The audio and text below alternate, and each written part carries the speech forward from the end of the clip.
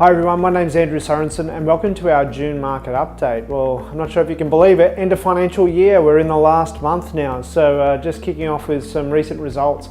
Number 77 St. Lawrence Avenue at Blue Haven. This is a beautiful 2-storey, 4-bedroom, 2-bathroom, 2-car garage design home.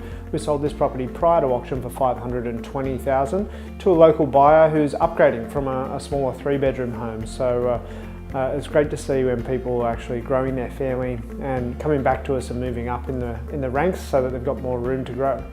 Another great property we sold was number 94 Wonderboy Avenue at San Remo.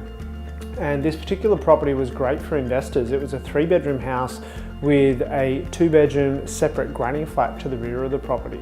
And this particular home, while it took a little bit longer to sell just because the amount of investors have sort of pulled back out of the market, the returns are fabulous. So this one sold for $530,000 and it was returning $750 a week. So up here we still do have some exceptional value with some great investment properties on the market, and we're starting to see the investors come back in now the election's been and done, and we'll cover that shortly.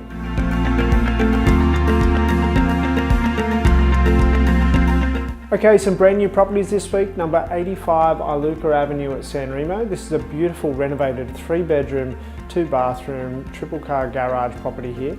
Situated in San Remo, it's lovely inside, lots of new features in there, air conditioning ducted throughout, great ceiling fans all the way through the property, a separate studio to the rear, and this one's kicking off with a price guide of $450 using the auction method, so we'll keep you posted on how that goes over the coming weeks. Another great property we have on offer this week is number 4 Roma Place at Woongarra, and this is a 4-bedroom, 2-bathroom, 2-car garage property. Lovely little design, fresh paint, flooring, blinds throughout, so really neat and tidy. And this one's on the market with a price guide of $550,000. We're already getting quite a bit of interest on this one. There's not a lot in that suburb below the $600,000 mark, so this one seems to be hitting a bit of a sweet spot at the moment with buyers. With lots of first home buyers kind of in that price range, as well as retirees looking for something in the smaller 4-bedroom design, just downsizing a little bit. Well, as I mentioned before, you know, we've obviously had the election come and go now, and finally, you know, some normality is returning back to people. It always strikes me as strange when, you know, we have an election, people just seem to just stop, down tools and hit pause for a while. But I guess I can understand, you know, with so much of the infighting that's been going on in politics and the media throwing different stories around, and then you combine that with what we've actually seen in New South Wales. So, you know, in the last few months, we've seen a state election, we've had Easter, Anzac Day, school holidays, and a federal election, and now we're into the end of financial year. So I really do understand why people have been sitting on the fence. But, you know, if last weekend's anything to go by, you know, we're now 2 weekends past the last election, and last weekend we saw a significant amount of people back in the marketplace having a look. There's some great incentives which are coming through for first home buyers, but they don't kick in until 2020. What I'm talking about specifically is the government actually helping with the deposits for first home buyers.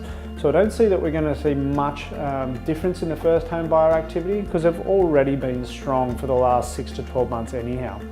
The biggest difference I see right now is APRA's changing to the actual standards when they're looking at the affordability for you to borrow money. Now, in the next month, we are going to see the following. I'll make the prediction here. We're going to see at least one interest rate cut of 0.25% from the Reserve Bank of Australia, and, you know, possibly another one the following month. So that's obviously showing that there's a cooling off in the economy. But the biggest change is not going to be that. The biggest change will be the lending standards, which APRA implements and makes banks adhere to. The changes that they're proposing could mean that an average home loan in our area here, which might be, say, for a purchase price of $500,000, it means they get upwards of an additional $80,000 in funds on exactly the same income. So that's huge. I mean, when you look at what's happened in our area, we've seen price drops of anywhere between 10 and 15% since the Royal Commission started, and really that is these lending standards.